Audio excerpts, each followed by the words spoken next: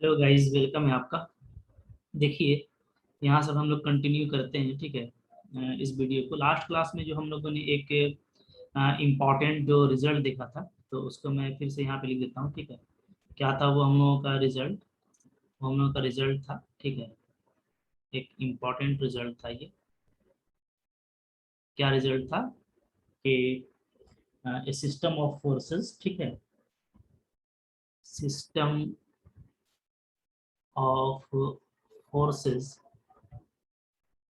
acting on a rigid body, acting on a rigid body, okay, is generally equivalent to a range, is generally equivalent to a range, is generally equivalent to a range। ये हम लोगों ने last video में देखा था, ठीक है।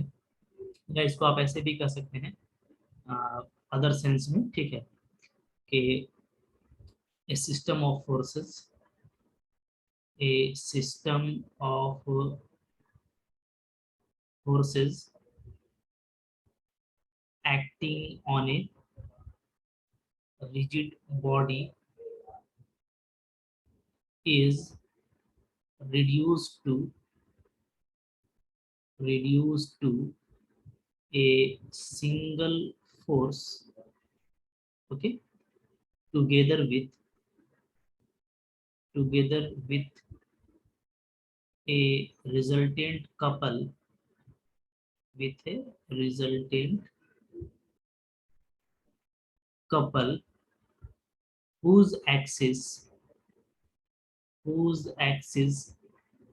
is along the direction of single force, ठीक है। ये चीज है।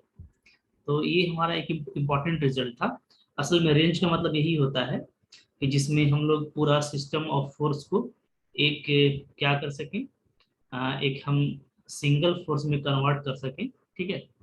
और एक सिंगल कपल में, जिसमें दोनों का जो डायरेक्शन है, direction of action of single force and axis of couple, ये दोनों क्या हो जाए, एक ही डायरेक्शन में आ जाए, यानी दोनों पैरेलल हो, ठीक है। तो इसी को रेंज कहते हैं।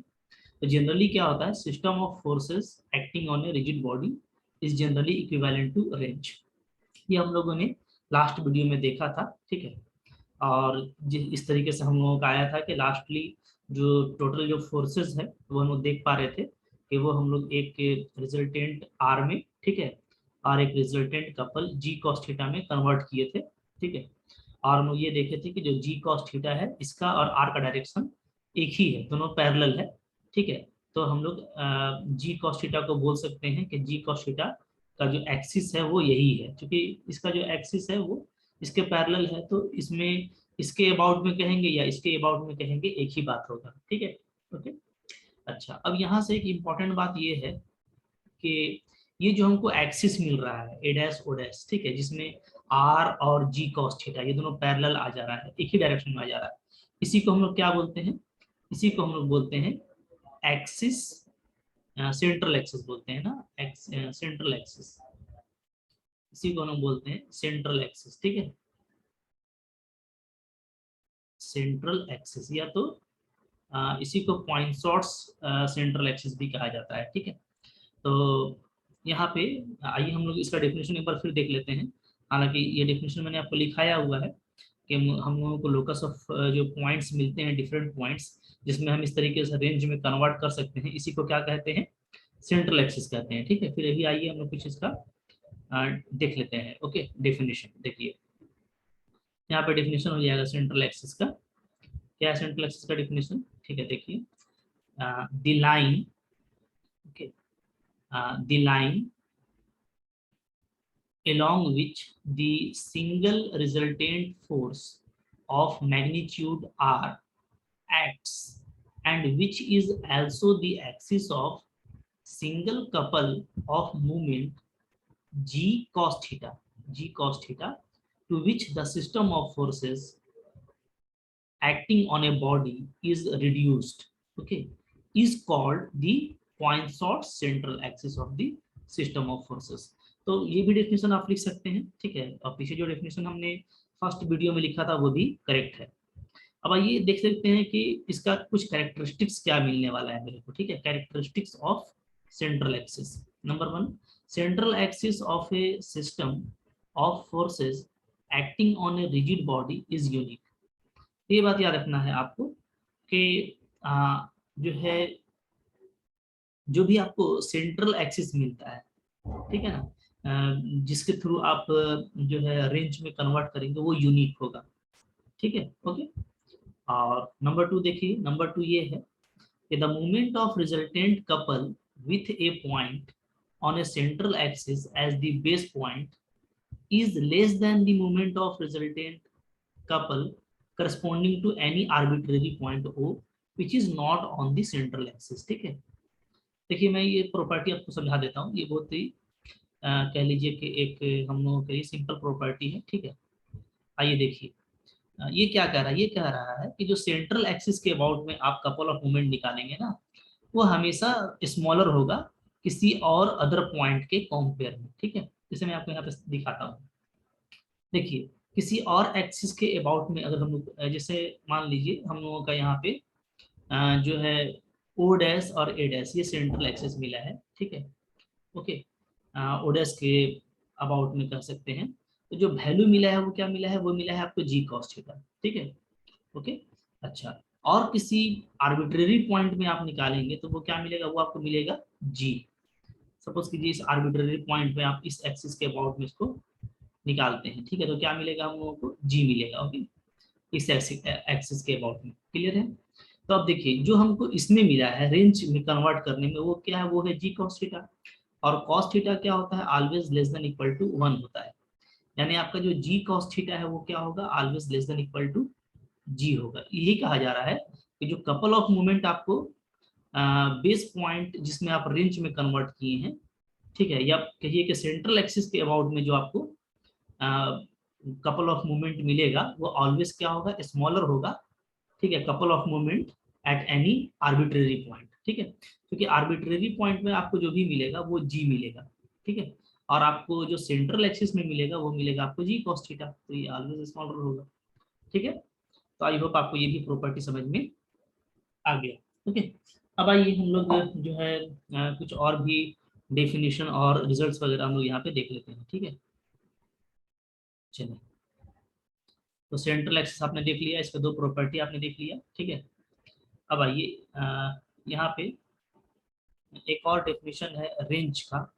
हालांकि आपने बहुत कुछ अभी देख लिया है, ठीक है, तो फिर मैं कुछ आपको बताने वाला हूँ। तो आइए कुछ हम लोग यहाँ पे पहले डेफिनेशन लिख लेते हैं, ठीक है। डेफिनेशन लिखेंगे तो ज़्यादा बेटर रहेगा हमारे लिए। आइए इसके बाद हम लोग स्क्रू का डेफिनेशन देखते हैं, ठीक है, कि स्क्रू क्या होता है। ये भी डेफिनेशन इंपॉर्टेंट है, एग्जाम के लिए आया हुआ डेफिनेशन है, ठीक है। क्या है स्क्रू, देखिए स्क्रू है हमारा, ठीक है, the straight line along which a single force of magnitude capital R vector act when considered together with pitch P is called a screw, ठीक है। तो देखिए अब यहाँ पे भी वही बात आ गया कि ये सारा कुछ रेंज के लिए है, ठीक है। मतलब जब हम एक रेंज को एसोसिएट करते हैं जिसमें हमको एक आर वेक्टर मिलता है और एक कपल ऑफ मूवमेंट मिलता है, ठीक है, इसी एक्सिस के अबाउट में, तो हमको वो रेंज के इक्विवेलेंट हो जाता है, ठीक है। फिर वहां से हमको पिच भी डिफाइन होता है। यहाँ पे भी वही चीज कहा जा रहा है कि अगर कोई ऐसा स्ट्रेट लाइन जिसके अलोंग में मैग्नीट्यूड, सिंगल फोर्स का मैग्नीट्यूड आर वेक्टर एक्ट होता है, ठीक है, when considered together with pitch P, जिसमें हम पिच पी लेते हैं, तो तब उस लाइन को हम क्या बोलेंगे, स्क्रू, ठीक है। तो स्क्रू क्या है, वही स्ट्रेट लाइन है, ठीक है, जिसमें हम सिंगल फोर्स आर को जब अप्लाई होता है तो कंसीडर करते हैं टुगेदर विथ पिच पी, ठीक है। इसको आप ऐसे भी बोल सकते हैं दूसरे वर्ड्स में, और the screw is a straight line, ठीक है, associated with A definite pitch. यानी जब आप पिच लेंगे, पिच का इंपॉर्टेंस है इसमें, ठीक है। जब आप कोई पिच पी लेते हैं तब उसके साथ जो लाइन एसोसिएट होगा उसको हम क्या बोलेंगे, स्क्रू, ठीक है। क्या बोलेंगे, the straight line, the straight line, ठीक है, associated with, associated with a definite pitch, a definite pitch is called screw। इसको हम लोग क्या बोलेंगे, स्क्रू बोलेंगे, ठीक है। ओके, तो एक सिंपल डेफिनेशन, इसको भी आप याद रखिएगा। अब देखिए, अब हम लोग एक और जो है इंपॉर्टेंट प्रॉपर्टी यहाँ पे देख लेते हैं, ठीक है। देखिए क्या है प्रॉपर्टी, एक प्रॉपर्टी मैं यहाँ पे करने जा रहा हूँ,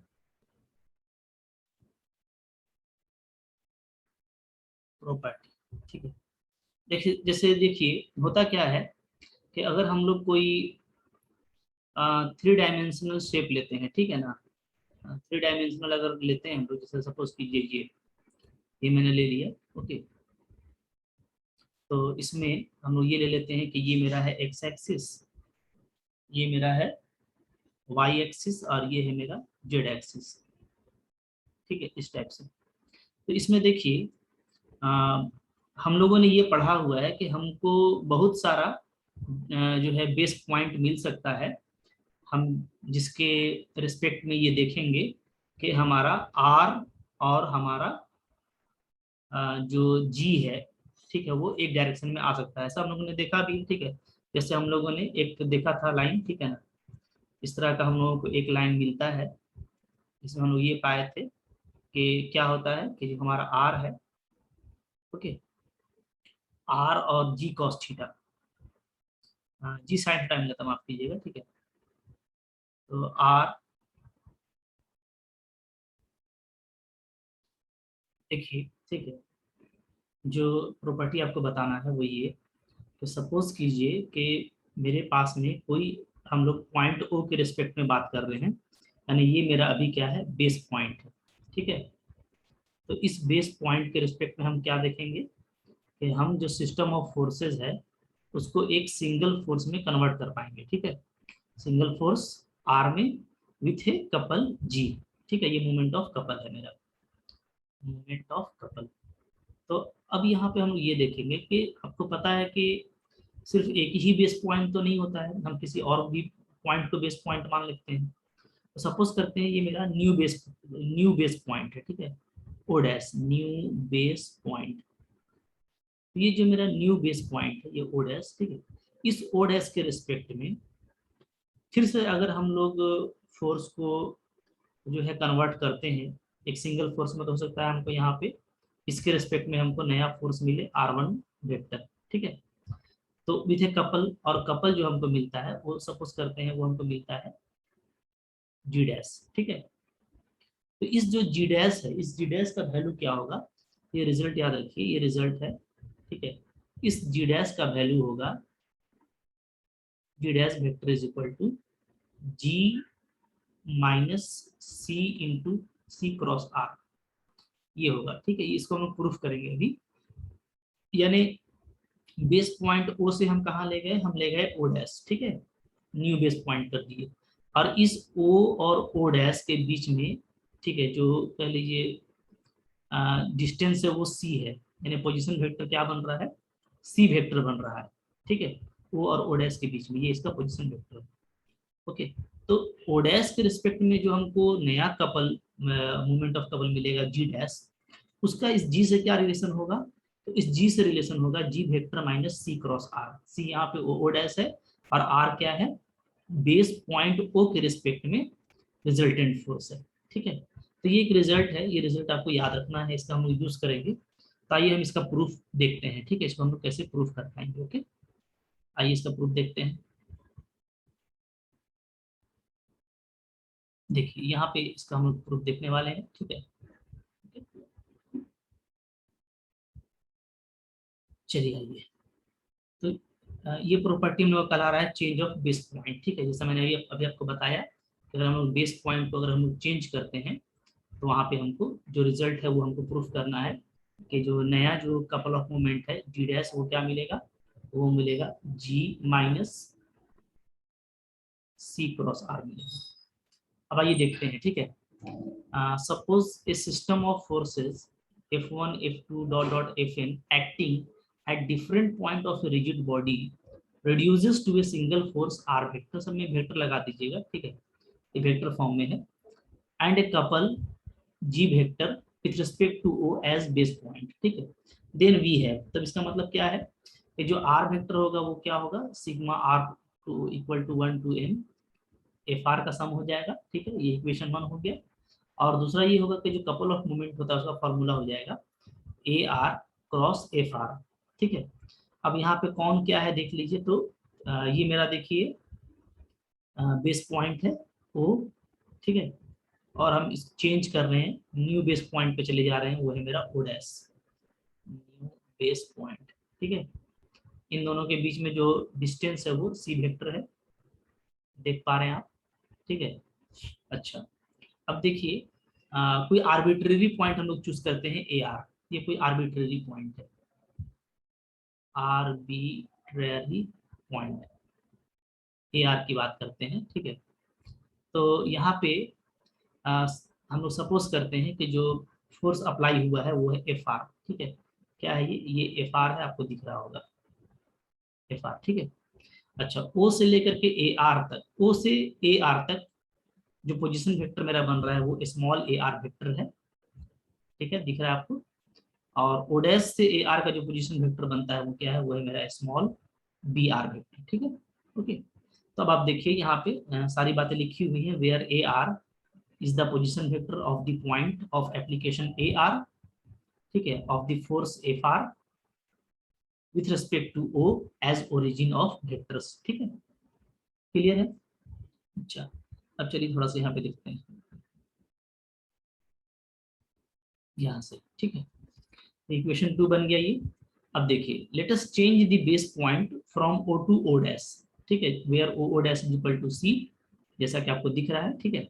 if B R be the position vector, B R vector be the position vector of the point A R with respect to O dash as the origin of vector, okay, then यहाँ पे क्या formula बनेगा, अगर मैं B R vector की बात करूँ, B R vector, ठीक है, तो बी आर वेक्टर क्या हो जाएगा, तो फिगर में देख लीजिए, ये हो जाएगा O dash A R vector, इसको आप लिख सकते हैं O A R vector minus O O dash vector, ठीक है, वो जो हमारा ट्रायंगल प्रॉपर्टी है, ट्रायंगल प्रॉपर्टी या ट्रायंगल एडिशन लॉ, ठीक है, वहां से आपका ये आ जाएगा, ठीक है।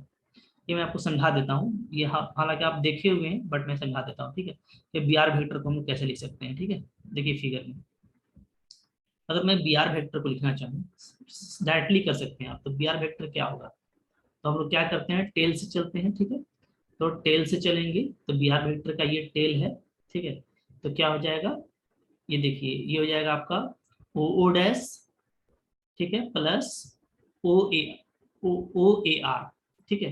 लेकिन हम लोग ये देख रहे हैं कि ओ ओ डैश का डायरेक्शन उल्टा है, तो हम लोग इसको क्या लिखेंगे, हम लोग इसको लिखेंगे O A R minus O O dash, ये लिखेंगे, ठीक है, O A R minus O O dash. अब ओ ए आर क्या है, तो ये है आपका ए आर वेक्टर, और ओ ओ डैश क्या है, ये है आपका सी वेक्टर, तो बी आर वेक्टर आपको ये मिलेगा, डायरेक्टली आप लिख सकते हैं, ठीक है, ट्रायंगल लॉ से, क्लियर है, ये आप पहले भी 11th 12th क्लास में पढ़ चुके हैं, ठीक है। अच्छा, अब देखिए, तो ये बी आर इक्वल टू जो ए आर माइनस सी मिला है उसका, इसका हम लोग यूज करेंगे, ठीक है।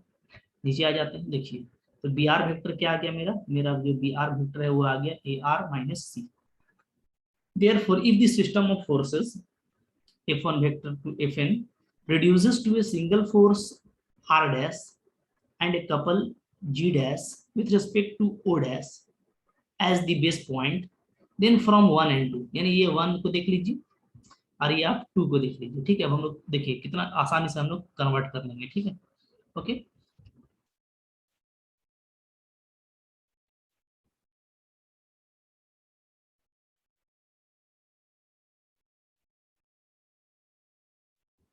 देखिए, तो हमारा जो आर डैश है वो क्या आएगा, आर डैश वेक्टर तो सिंपल आ जाएगा आपका sigma R 1 to N F R vector, ठीक है। तो ये तो वही रहेगा जो आर वेक्टर था, क्योंकि हम लोग बाई इक्वेशन 1 देखेंगे तो बाई इक्वेशन 1 में आप देखिए कि जो एफ आर वेक्टर है, एफ आर वेक्टर का जो सम है वो आर वेक्टर है, ठीक है। तो यानी हमारा आर डैश और आर सेम रहता है, ठीक है।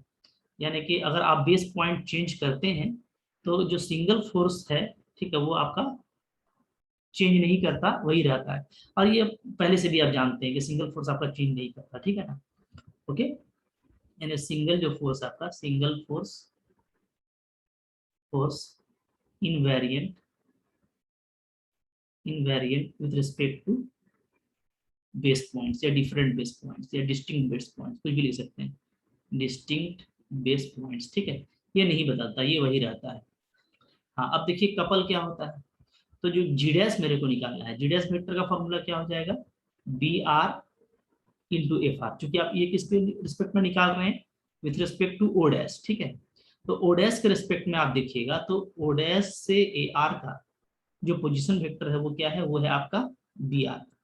तो कपल ऑफ मूवमेंट का फॉर्मूला क्या हो जाएगा, B R cross F R, ठीक है, क्योंकि आर्बिट्रेरी फोर्स एफ आर ही है। ओके, क्लियर है। तो अच्छा, अब बी आर देखिए, बी आर आपका क्या आ गया है, तो यहाँ से आप देखेंगे ये इक्वेशन 3 आप इसको कर दीजिए, ठीक है। तो B R is equal to है A R minus C R, ठीक है, यूजिंग इक्वेशन 3। बी आर क्या है, A R minus C R cross F R. अब आप एफ आर को दोनों में मल्टीप्लाई कर दीजिए तो क्या आ जा रहा है, देखिए यहाँ पे आ जा रहा है A R cross F R minus C cross F R, ठीक है। सिग्मा सब में वही है, आर फ्रॉम 1 to n।